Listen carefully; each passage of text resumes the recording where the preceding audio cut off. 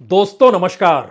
संसद की नई इमारत ने आज सांस ली है और जब संसद के भीतर सांस लेने का जिक्र हो तो फिर मान लीजिए लोकतंत्र जिंदा हो उठा है। उसी संसद के भीतर जिसमें बीते 10 बरस से इस बात का एहसास कभी भी विपक्ष को देखकर यह हुआ ही नहीं कि वह इस राजनीतिक व्यवस्था में कहीं पर सांस भी ले पा रही है या नहीं ले पा रही है। और यह कोई पंचतंत्र का किस्सा नहीं है, यह तो मौजूदा संसदीय राजनीतिक इतिहास को लिखने का वक्त है, उसे समझने का वक्त है। क्योंकि बीते 10 बरस में इस देश में इसी संसद से जो भी निर्णय लिए गए और एक तरफा तरीके से इस देश में लागू होते चले गए, उसमें विपक्ष की हैसियत सांस लेना तो दूर, उसकी जुबान और उसकी आवाज भी आपने सुनी नहीं होगी। क्योंकि इस देश में संविधान की शपथ लेने के बाद संवैधानिक संस्थानों पर ही कब्जा इस देश की राजनीतिक सत्ता ने किया और इस देश में आम आदमी सड़क पर किस बेबसी के साथ जी रहा है, इसका एहसास नोटबंदी के वक्त सरकार को हुआ ही नहीं, कोविड के दौर में प्रवासी मजदूर को देखकर हुआ ही नहीं, जीएसटी के दौर में इस देश के छोटे और मंझोले व्यापारियों को देखकर हुआ ही नहीं। इस देश के भीतर में किसानों के आंदोलन और उनके एक दो नहीं बल्कि 700 किसानों के शहीद होने की परिस्थिति में भी सरकार ने आह नहीं भरी। इस पार्लियामेंट के भीतर 2 मिनट मौन नहीं रखा गया। इतना ही नहीं, इस देश के भीतर युवाओं के रास्ते नौकरी को लेकर कैसे बंद हो गए, लेकिन संसद चलती रही क्योंकि विपक्ष गायब था।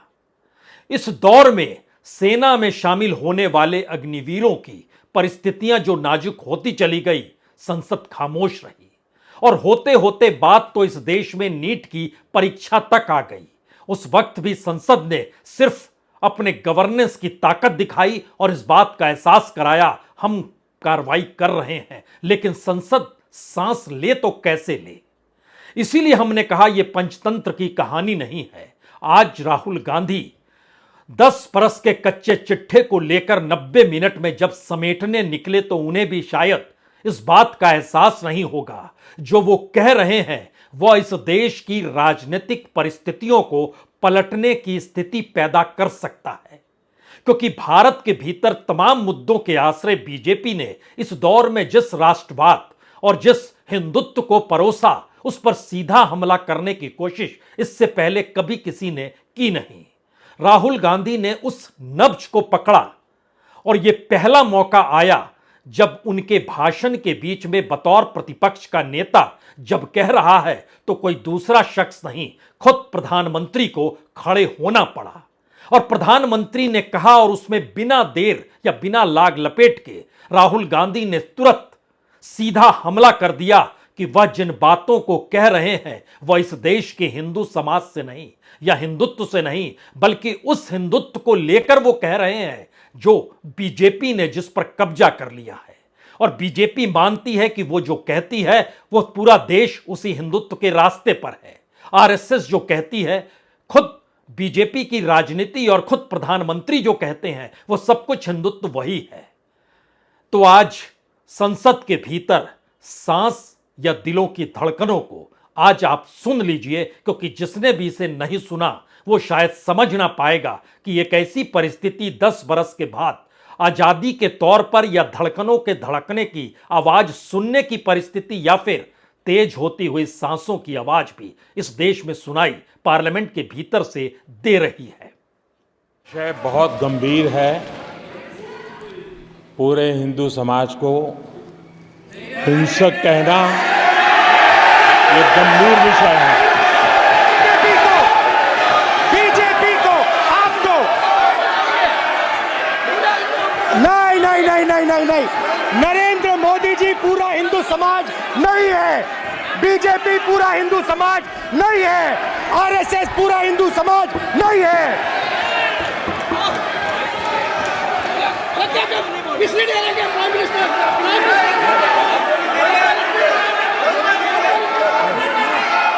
दरअसल हिंदू शब्द आते ही समूची बीजेपी जागृत हो जाती है।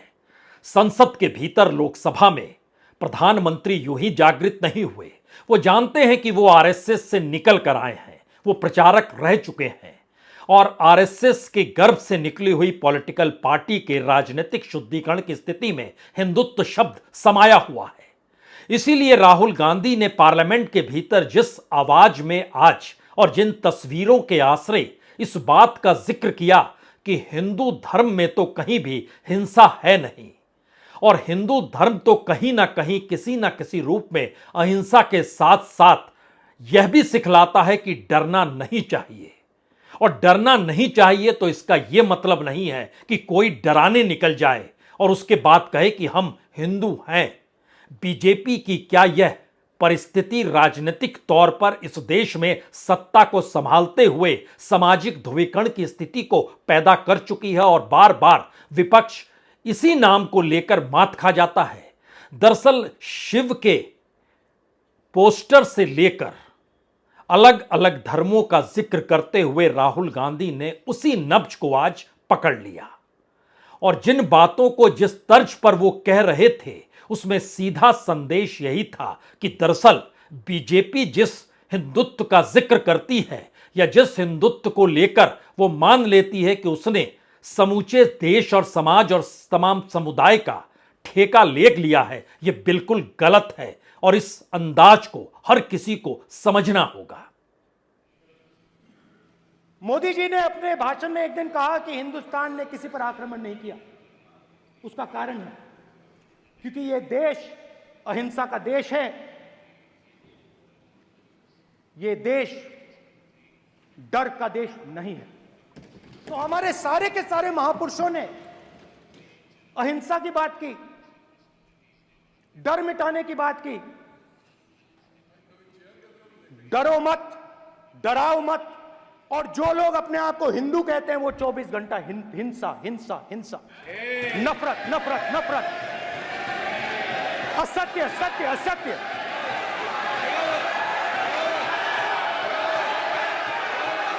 आप हिंदू हो ही नहीं।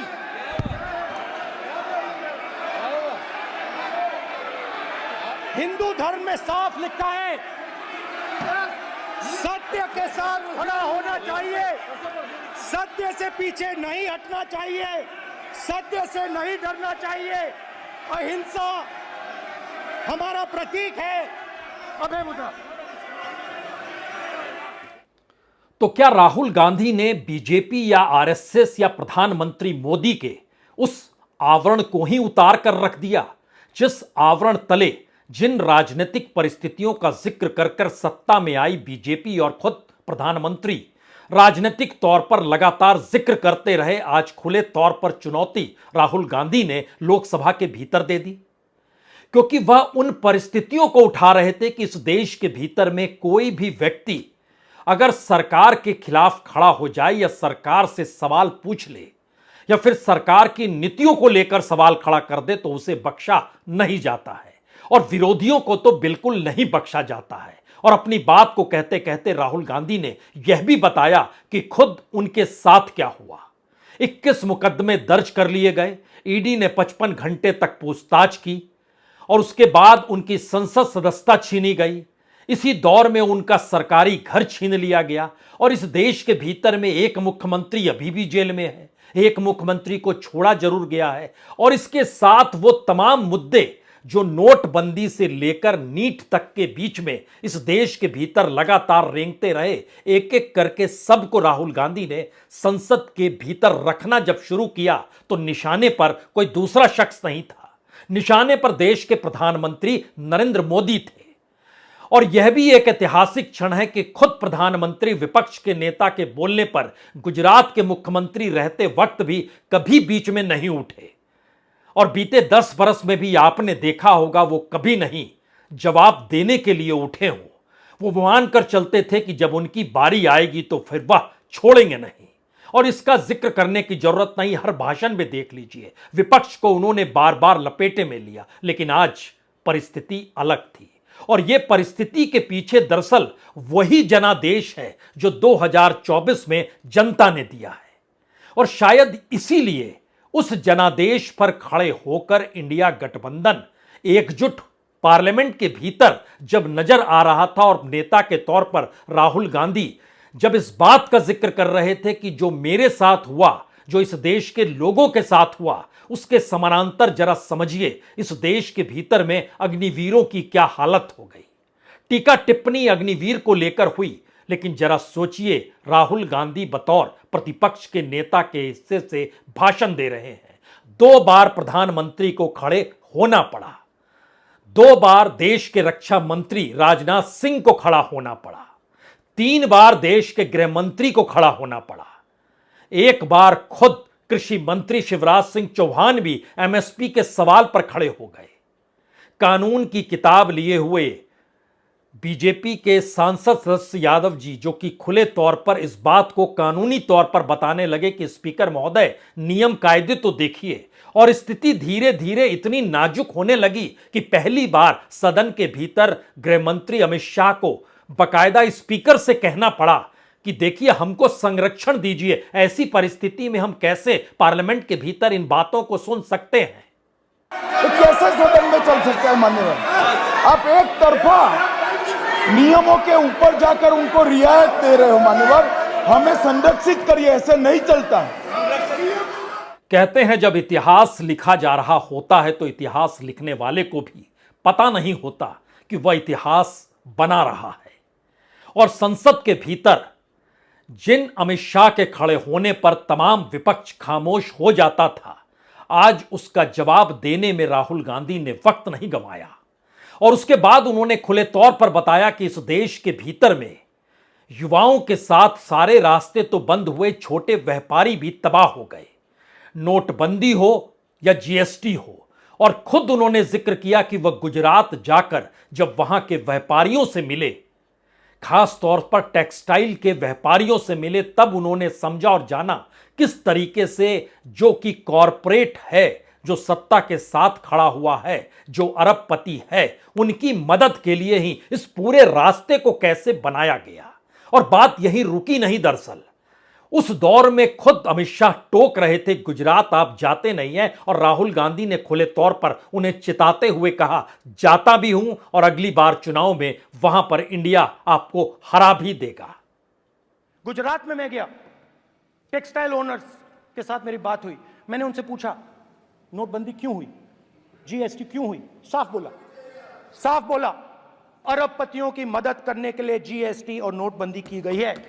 नरेंद्र मोदी जी अरबपतियों के लिए काम करते हैं,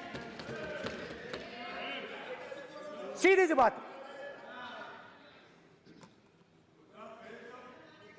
मैं जाता रहता हूं और आपको गुजरात में हराएंगे इस बार। आप लिख के ले लो, आपको ऑपोजिशन इंडिया गठबंधन गुजरात में हराने जा रहा है। यानी बात अडानी तक और गुजरात तक आ ही गई। दरअसल आज संसद के भीतर भी जब राहुल गांधी का भाषण शुरू हुआ और उन्होंने जैसे ही शिव जी की तस्वीर को उठाया, किसी को इस बात का एहसास नहीं था कि दरअसल शिव जी के जरिए वह जिस ताने बाने को राजनीतिक तौर पर बुनने वाले हैं, उसके कटघरे में कोई दूसरा शख्स नहीं बल्कि देश के प्रधानमंत्री खड़े होंगे, और उनके साथ खड़े हुए अमित शाह भी नजर आएंगे। और इतना ही नहीं, स्पीकर की भूमिका भी कहीं ना कहीं उसी कटघरे में खड़ी नजर आनी चाहिए। इस संदेशे के साथ वह एक एक वक्तव्य को बहुत ही शालीनता के साथ और बेबाकी के साथ वो लगातार पार्लियामेंट में कहते चले गए। यानी अरबपतियों को मदद करने के साथ इस देश के भीतर में एमएसएमई का खत्म होना। आप खुद नहीं जानते होंगे कि एमएसएमई के मंत्री कौन है आज, और अगर आज की नहीं जानकारी है तो आप यह भी नहीं जानते होंगे इससे पहले कौन था। अब आप सोचिए, इससे पहले नारायण राणे थे, आज जीतन राम मांझी है, लेकिन किसे याद होगा, क्योंकि सब कुछ प्रधानमंत्री कार्यालय से इस देश में चलते रहा। और यही वो डर का जिक्र ना सिर्फ इस देश के नागरिकों के साथ जोड़कर, बल्कि बीजेपी के भीतर भी ये डर कैसे है, इसको भी बाखूबी उभारते हुए राहुल गांधी ने एक ऐसी परिस्थिति देश के सामने रखी जिसमें कोई भी निर्णय लिया जा रहा हो तो वह निर्णय ऐसा लगे कि खुद प्रधानमंत्री परमात्मा के कहने पर ले रहे हैं। यानी खुद प्रधानमंत्री ने जिन बातों का जिक्र किया था कि वह बायोलॉजिकल नहीं है, और वह तो अवतरित और उसके बाद उनका सीधा संवाद है, इसी को आधार बनाकर इसको आप तंज कसना नहीं कह सकते हैं, इसको आप व्यंग करना भी नहीं कह सकते हैं, क्योंकि इस देश के साथ जो व्यंग लगातार बीते 10 बरस में प्रधानमंत्री ने अपनी ताकत के साथ किया है, उसकी सही जानकारी और हकीकत को कौन बताएगा, क्योंकि हर किसी को चुप करा दिया गया। और आज भी राहुल गांधी ने जब संसद के भीतर यह सवाल खड़ा किया कि आखिर मेरा माइक बंद हो जाता है, जब कैमरा मेरे ऊपर रहना चाहिए तो कैमरा आप पर चला जाता है, राहुल गांधी यह शोर मचाते हुए दिखे और उन्होंने पूछा भी कि आखिर बटन और उंगलियां किसके पास रहती है।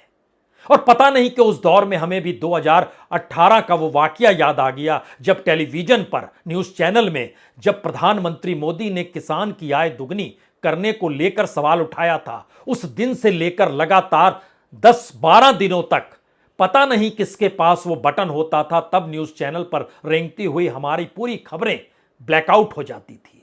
उस वक्त भी यह सवाल था कि आखिर किसकी उंगलियां रहती हैं, किसका दिमाग रहता है, लेकिन देश तो एक ही व्यक्ति के पास है और उसी के आश्रय बीते 10 बरस से इस देश को तमाम गवर्नेंस के आश्रय, तमाम इस देश के संस्थान जो कि संवैधानिक संस्थान है, स्वायत्त संस्थान है, उनके जरिए इस देश ने देखा है, जानते हैं कि वो उंगलियां किसकी होती है।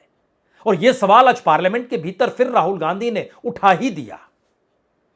यानी राजनीतिक तौर पर जो मुद्दे इस देश के भीतर में डर और नफरत को पैदा करते हो, उस दायरे में लाकर अगर देश में कोई सवाल ना करे और करे तो फिर उसके खिलाफ कार्रवाई होगी। ऐसी परिस्थिति में बोलने की स्थिति पार्लियामेंट के भीतर कई मौकों पर रही है। नेहरू के वक्त में लोहिया बोला करते थे, जयप्रकाश नारायण ने भी आवाज उठाई है।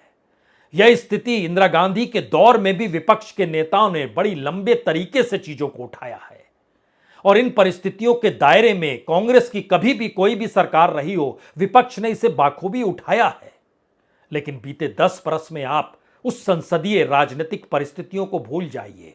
उसको लेकर पहली बार इसीलिए आज सवाल था कि आज क्या वाकई संसद सांस ले रही है, क्योंकि जिक्र उन लोगों का उन्हीं की जुबान में हो रहा है जिनके घर के भीतर के दर्द को राहुल गांधी देख कर आए और उसको अब पार्लियामेंट के भीतर उन्हीं के शब्दों को वो रख रहे हैं, ठीक वैसे ही जैसे कांग्रेस ने अपना मैनिफेस्टो तैयार किया था लोगों द्वारा आए हुई राय को लेकर, और उसको लेकर भी आपत्ति प्रधानमंत्री ने की थी, पूरी बीजेपी ने की थी। कुछ इसी अंदाज में आज सवाल जब अग्निवीरों का आया तो एक झटके में फिर से रक्षा मंत्री खड़े हुए और पूरी बीजेपी खड़ी नजर होते चली गई। छोटे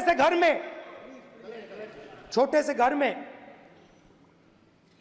अग्निवीर शहीद हुआ, लैंडमाइन ब्लास्ट में शहीद हुआ। मैं उसे शहीद कह रहा हूं, मगर हिंदुस्तान की सरकार उसे शहीद नहीं कहती। नरेंद्र मोदी उसे शहीद नहीं कहते हैं, नरेंद्र मोदी उसे अग्निवीर कहते हैं।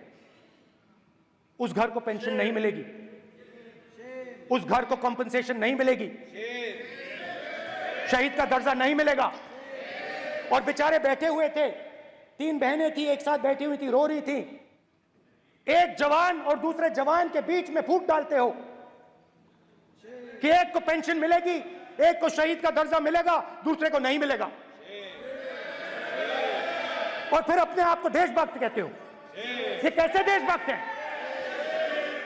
सवाल सिर्फ अग्निवीर भर का नहीं है, सवाल तो इस देश में किसानों का है, सवाल एमएसपी का है, सवाल किसानों को आतंकवादी किसने कहा, उनके आंदोलन के रास्ते में कीलें किसने गाड़ी।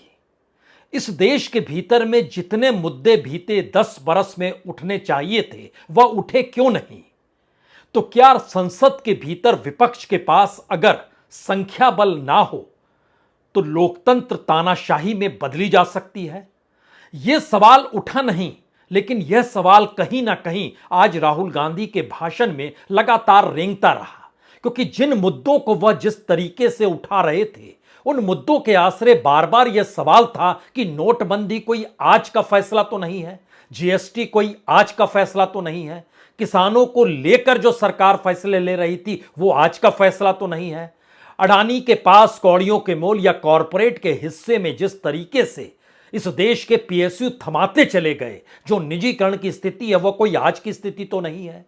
यानी ध्यान दीजिए, सरकार द्वारा लिया गया हर फैसला अगर आज राहुल गांधी की जुबान पर था या उनके भाषण का हिस्सा था और वो अभी भी मौजूद लग रहा था, या फिर उस पर समूचा विपक्ष एकजुट होकर करतल ध्वनि में शोर मचा रहा था, हां यह सच है, तो इसका मतलब है कि बीते 10 बरस से यह संसद चल ही नहीं रही थी।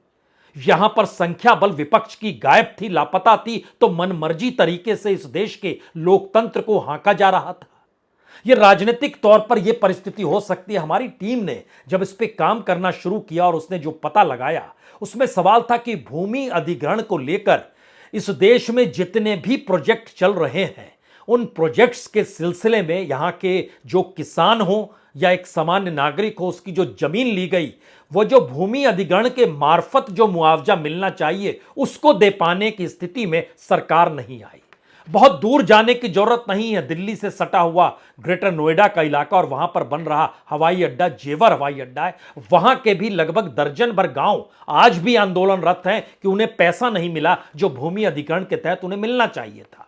इस देश के भीतर में तकरीबन 700 योजनाएं हैं जो अटकी हुई इसलिए हैं क्योंकि जमीन जो ले रही है सरकार और उसकी एवज में जो भूमि अधिग्रहण बिल लाया गया था उसको इस दौर में खत्म किया गया और ताकत के आसरे जमीन को ले लेना, और इसी का असर अयोध्या में दिखाई दिया क्योंकि अयोध्या का जिक्र करते हुए राहुल गांधी ने वहां के सांसद अवधेश प्रसाद सिंह को साथ में रखकर खड़ा किया और पूछा वहां क्या मुश्किल है, तो वहां भी यही बात निकल कर आई कि दरअसल हवाई अड्डा बना, उसके लिए जो जमीन ली गई मुआवजा नहीं दिया गया।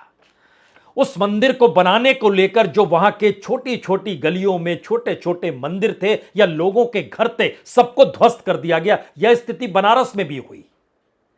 यानी लोगों के साथ ना जुड़ना और जिन स्थिति को अपने वोट बैंक के आसरे खड़े करना, उसमें जनता अगर दूर हो जाएगी तो जनादेश ऐसा ही आएगा और अयोध्या की हार इसके प्रतीक के तौर पर है। लेकिन इन तमाम परिस्थितियों का एक दूसरा सच यह भी है कि इस देश के भीतर में जो मजदूर है उसकी माली हालत नोटबंदी यानी के बाद से असंगठित क्षेत्र में तकरीबन 22% मजदूरों के पास काम धीरे धीरे खत्म हो गया और वो धीरे धीरे काम छोड़कर मनरेगा के मजदूरों में तब्दील हो गए। जीएसटी के आवरण तले इस देश के छोटे व्यापारी पूरे तरीके से खत्म होते चले गए। कोविड काल के बाद की परिस्थितियों में जो एमएसएमई को पैसा देने का जिक्र था वो कहां दिया गया कोई नहीं जानता है।